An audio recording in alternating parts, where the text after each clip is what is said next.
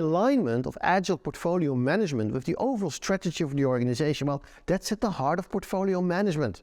That's why we do the strategic decisions in our portfolio management.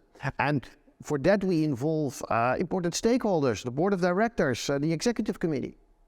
However, the more dynamics we allow to be used in portfolio management, the more agile portfolio management itself becomes, the more the alignment needs to be repeated, which means more involvement. Maybe more often and shorter, but still there needs to be involvement. And that's what you do is by, let's say, having a rhythm in your portfolio management, or you have monthly meetings, or you have an OBEA where the strategic goals of the organizations are managed. In our book, we have a specific case of an organization with 6 ExCo members and 6 strategic themes, and every initiative in the portfolio is supported within strategic themes.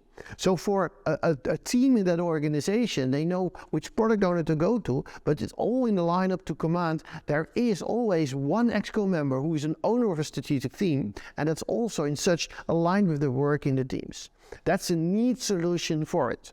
But making sure that the strategy is being executed, that's what portfolio management all is about. And the more dynamics you want into your execution and implementations, the more dynamics and the more agility you need in your portfolio management too.